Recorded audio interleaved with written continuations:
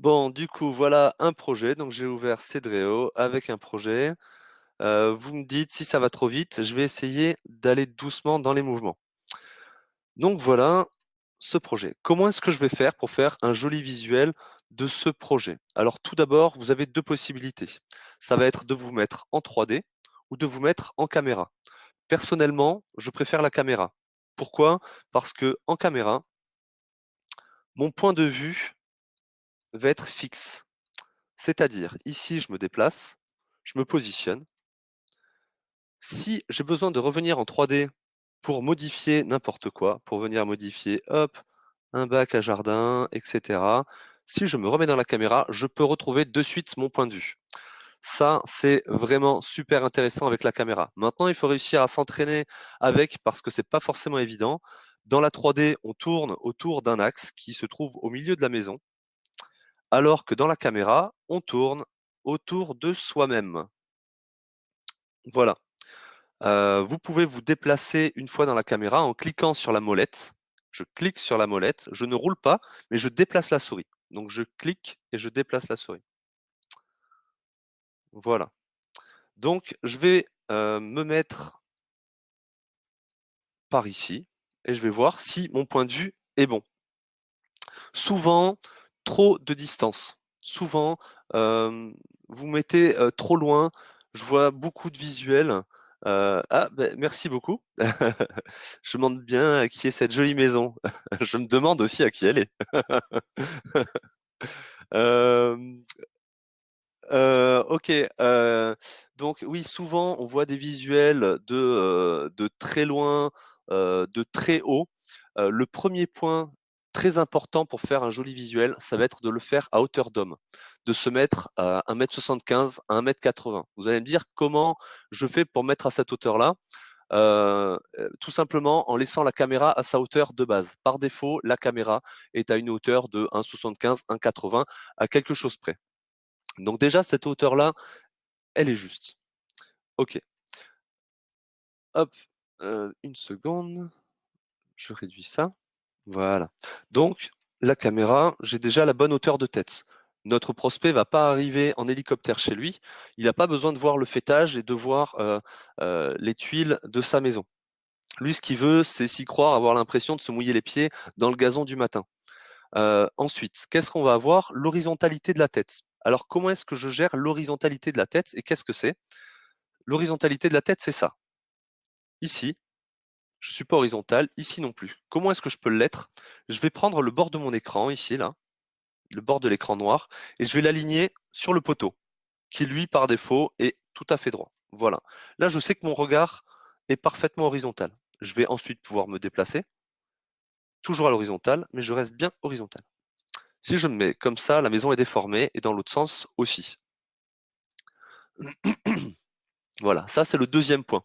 Le troisième point, ça va être d'avoir plus d'une façade visible. Pourquoi?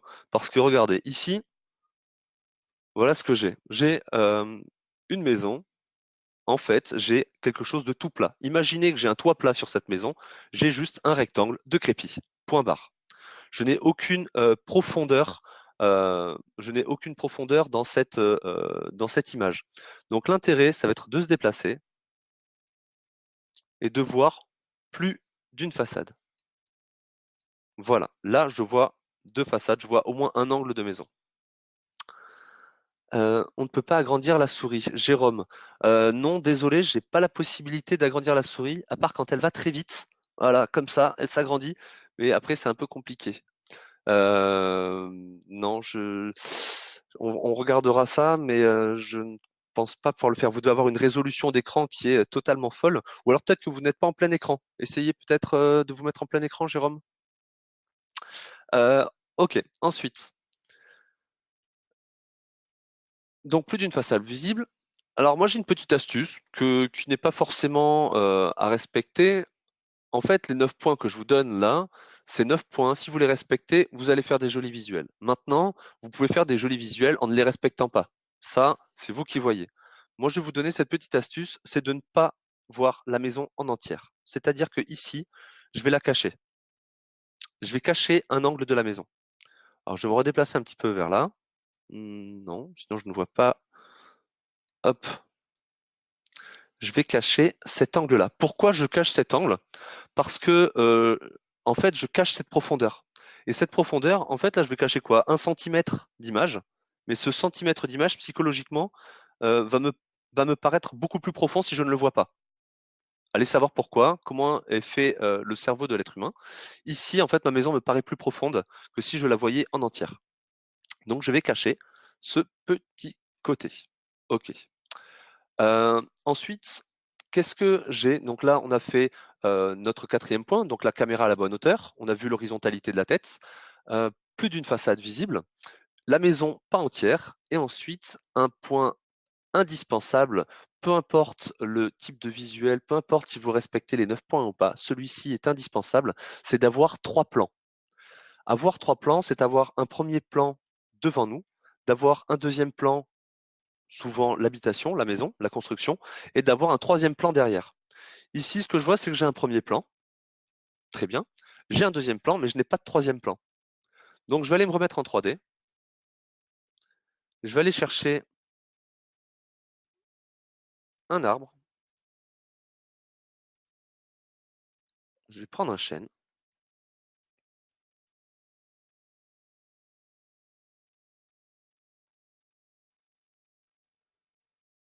Effectivement, Lionel, c'est une très bonne remarque. Euh, dans la caméra dans Produit, nous avons une image. Dans le visuel HD, je me remets dans la caméra. Alors, bon, ici, on le voit très peu parce que l'écran est à peu près de la dimension des visuels que nous sortons, mais on voit une petite bande ici et une petite bande là qui peuvent être horizontales ou verticales des fois en fonction de la résolution de votre écran, de la taille de votre écran. Il faut faire attention à ces petites bandes-là parce que ces petites bandes délimitent le cadrage de votre photo. Ce qui sera dans cette petite bande, logiquement, ne sera pas sur l'image. Donc faites bien attention quand vous avez des grosses bandes sur le côté, ces bandes-là ne se verront pas. Euh, ok, les 3 plans. Donc je vais me remettre en 3D dans le produit. Je vais venir approcher mon arbre. Alors du bon côté, hein, hop, voilà. Pourquoi je viens le mettre ici? Tout d'abord parce que c'est la seule possibilité que j'ai d'avoir un troisième plan. Et deuxièmement, euh, le ciel, le ciel comme le gazon, il faut éviter d'en avoir trop sur votre visuel. Essayez de cacher un maximum le ciel et le gazon parce que c'est des éléments qui ne vont pas être très réalistes. C'est pas ceux qui vont être le plus réalistes en tout cas. Autant une table avec une pergola, autant un petit arbuste, un arbre vont faire très réaliste, très naturel. Autant le ciel un peu moins. Euh, comment l'abri pour faire le vélo? Je ne le trouve pas. Alors effectivement, vous ne le trouverez pas parce que je l'ai fabriqué de toutes pièces. Euh, alors, vite fait, cet abri, en fait, j'ai quelques murs dans le tracé. Hop, voilà. J'ai un petit mur ici avec une ouverture. J'ai fait un petit poteau avec un mur ici aussi, et j'ai monté un toit par-dessus avec une pente très faible. Et voilà, ça donne ça. Ça sera l'objet d'un autre webinar si vous le voulez bien. Mais sinon, Nina, vous nous appelez au support et on pourra faire ça sans problème ensemble pour vous montrer comment le réaliser. Donc, je me remets dans la caméra pour notre visuel. OK. Donc, je récapitule. La caméra à la bonne hauteur, l'horizontalité de la tête, plus d'une façade visible, la maison pas entière, 3 plans de profondeur. Le 6e plan, ça va être de la végétation. Alors vous voyez que j'ai commencé à en mettre, mais je vais en mettre un peu plus. Comme je vous disais ici, l'herbe est pas terrible. Pardon, c'est dans produit. Hop, je vais aller chercher un petit buisson, un petit arbuste.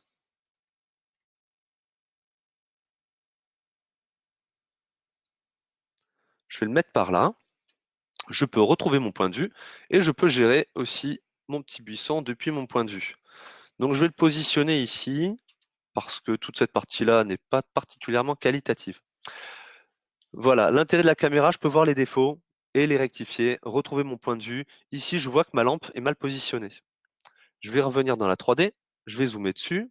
Effectivement, elle est très mal positionnée. Je la repositionne. Voilà.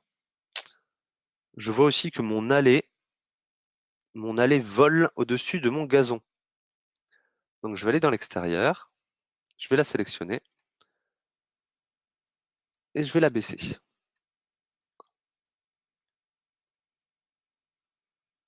Voilà, là je suis posé au sol, je me remets dans la caméra et je n'ai pas perdu mon point de vue. Le travail que j'ai fait jusqu'à présent n'est pas perdu. Ok, ensuite, donc la végétation. Et sur les 3 derniers points qui nous restent, nous allons utiliser en fait la lumière. Donc la lumière, qu'est-ce que ça va être? Ça va être d'une, cette lumière-là. Parce que toutes les lumières, vous pouvez les allumer. Intérieur ou extérieur, vous avez une lumière froide, une lumière chaude. Quand vous sélectionnez l'objet, le produit, vous avez la possibilité d'allumer cette lumière. Je vous conseille de les allumer, à tester. Sur les visuels de nuit, c'est absolument génial. Sur les visuels de jour, quand la lampe tombe dans l'ombre, ça vous rajoute de l'esthétique sur la façade. Maintenant, les 2 derniers points, donc on a allumé les lumières, les 2 derniers points, ça va se trouver dans Visual HD. Comment sont réalisés les encadrements des ouvertures?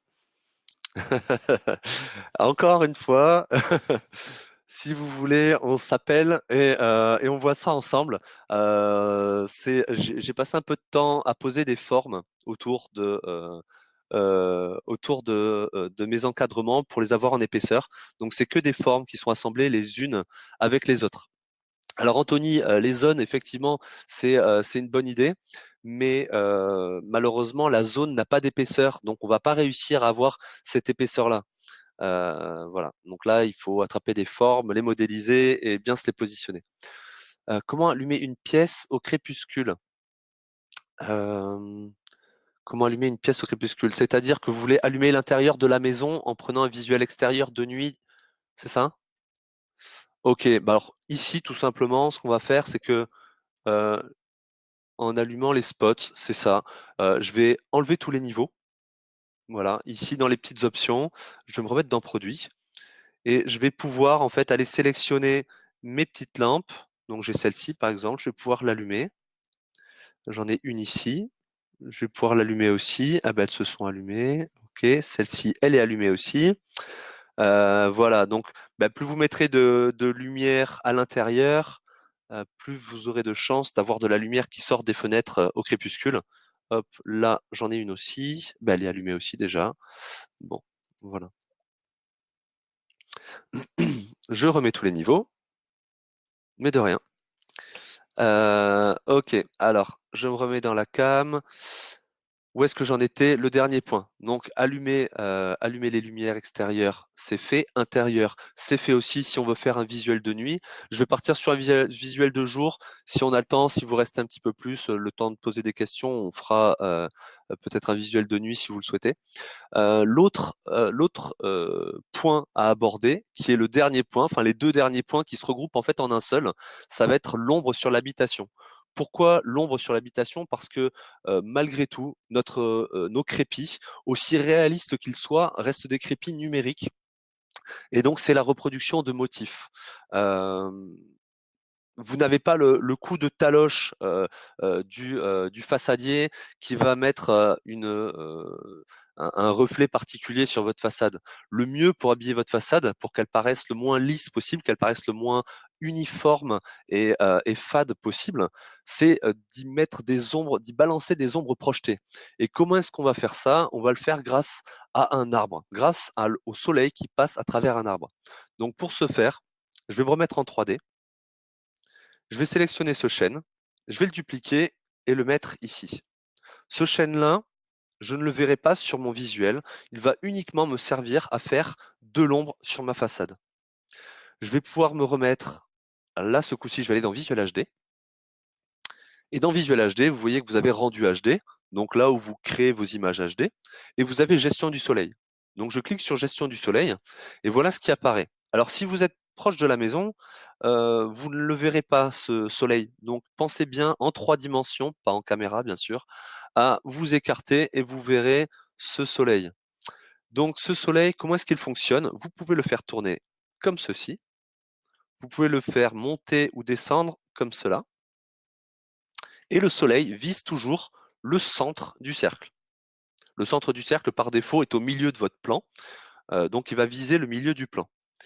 Ici, ce que l'on va faire, c'est que je vais l'aligner derrière l'arbre. Voilà, je l'aligne. On est bien aligné.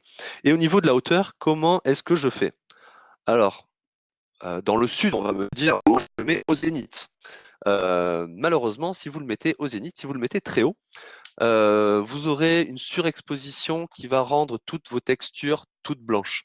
Vous allez avoir quelque chose de surexposé qui ne ressortira pas du tout. Vous n'aurez plus aucune texture, ça sera blanc de chez blanc. Si vous le mettez trop bas, certains ont essayé quand on n'avait pas encore le visuel de nuit. Malheureusement, vous n'allez pas avoir un visuel de nuit, mais vous allez avoir un visuel d'ombre total. Donc soit éclipse, soit temps breton au choix. Donc je vous conseille de ne pas le mettre trop bas non plus. La bonne hauteur, c'est ici la latitude. Ça va être entre 10 et 30 degrés. Voilà. Donc là, je suis à 30 au plus haut, 10 au plus bas. Moi, je vais me mettre à 20. Je trouve que c'est le meilleur compromis, 20. Les ombres sont plutôt jolies, la luminosité est bonne. Donc ici, je vais viser. Hop, je me mets dans l'axe, je vise le milieu du cercle. Voilà ce que ça donne. Okay. Alors, je vais reculer un petit peu mon arbre parce qu'il me paraît... Ouais, quoique. Allez, on va le tenter comme ça. On va le tenter comme ça. Je me remets dans la caméra. Pour récapituler, j'ai la tête à la bonne hauteur, caméra à bonne hauteur. Mon regard est horizontal, je suis bien parallèle, on est bien. J'ai plus d'une façade visible. Ma maison n'est pas entière. J'ai 3 plans de profondeur. J'ai de la végétation. Le soleil est entre 10 et 30 degrés de haut. J'ai allumé les lumières et je vais donc avoir une ombre sur mon habitation, ce qui nous fait nos 9 points. Donc je vais venir cliquer sur Image HD et là, j'ai toutes ces possibilités. Et alors, on peut vite se perdre là-dedans. Je vais vous décrire un petit peu ce qu'on a ici. On a ici positionnement automatique du soleil sur cette capacité-là à créer un rendu. Vous allez le retrouver ici, là. En fait, vous allez le retrouver sur tous. Ça va être que des positionnements automatiques du soleil, à part ces deux-là. Voilà, soleil extérieur, soleil intérieur, vous ne l'avez pas d'indiqué. C'est que c'est de la gestion manuelle du soleil. Donc, si vous vous êtes pris la tête à gérer votre soleil pour avoir exactement l'angle que vous voulez avec les reflets que vous voulez, c'est ici qu'il va falloir cliquer. Donc, je vais choisir soleil extérieur. Ici, j'ai mes 3 formats. Donc, le format web en 640 par 360, petite sauvegarde automatique effectuée. J'ai le format HD et le format Full HD. Alors ici, je vais vous faire un format HD parce que ça suffit largement. Ah, une petite question. Par défaut, le soleil se positionne comment? C'est une excellente question. Comment se positionne le soleil par défaut? Alors par défaut, il a une orientation qui est assez difficile en fait à déterminer parce qu'il se positionne, il y a une espèce de calcul qui se fait entre la porte d'entrée et les baies vitrées. Donc si les baies vitrées de la terrasse se trouvent parallèles à la porte d'entrée, ça va être assez simple à calculer. Si on commence à avoir des baies vitrées qui font un angle de maison, ça devient bazar. Donc on ne sait pas exactement par défaut en automatique où va se positionner le soleil. Voilà. Donc sur de l'automatique, c'est quasiment jamais bon en auto. Oui, oui. Après, je pense que c'est une question de goût parce que vous avez certains rendus automatiques qui ont vraiment un super rendu. À voir, c'est à tester. Vous pouvez faire des petits formats web pour tester les différents rendus. Vous allez voir que vous en avez quand même certains qui sont pas mal. Certaines fois, vous avez celui qui est derrière la maison, de l'avoir derrière vous en automatique. Vous allez l'avoir derrière la maison, donc vous allez être un petit peu ombragé, mais du coup, tous les luminaires que vous allez allumer à l'extérieur vont vous faire un rendu qui est absolument génial. Donc c'est à tester. Voilà, euh, il faut euh, il faut faire les petits essais. Ok, allez, format HD, c'est lancé, c'est parti. Donc là, combien on a? 2 minutes 26 de d'attente. Est-ce que, en attendant, est-ce que vous avez d'autres questions là-dessus, sur les visuels HD?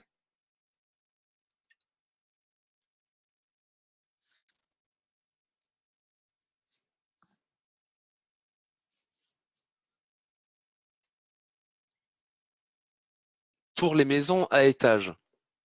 Ah oui, donc grosso modo, si on a 4 étages, comment on fait pour voir ce qu'il y a là-haut? Effectivement. Alors, si vous avez une maison à étage, effectivement, vous allez pouvoir prendre un petit peu plus de distance. Euh, Ma collègue me dit qu'on aimerait que ça aille plus vite. Vendre du plein pied, voilà, ça c'est ça c'est une bonne solution. Arrêter les étages. Effectivement, pour avoir fait quelques formations dans la région parisienne, les terrains deviennent tellement petits que on n'a plus le choix que de faire de la maison à étage et ça devient un petit peu compliqué. Alors sur de la maison à étage, effectivement, on va pouvoir prendre euh, un petit peu plus de distance. On va pouvoir s'écarter un petit peu plus de la maison parce que je ne l'ai pas mis dans les 9 points, mais l'intérêt c'est quand même d'être très proche de l'habitation. Si vous vous mettez très loin, vous allez avoir une cabane de jardin posée au milieu d'une image. Il faut se mettre vraiment très proche de l'habitation. Maintenant, si vous avez un étage, vous pouvez prendre un petit peu plus de distance par rapport à cette maison. Par contre, il va falloir d'autant plus aménager l'extérieur parce que la maison va être d'autant plus petite sur votre image. Donc, il va falloir vraiment combler tout ce qu'il y a autour et éviter de laisser du vide. Donc, il va falloir prendre du temps sur l'extérieur. Voilà. Ok. Donc voilà notre image. Voilà ce que ça donne. Passez tous une bonne journée.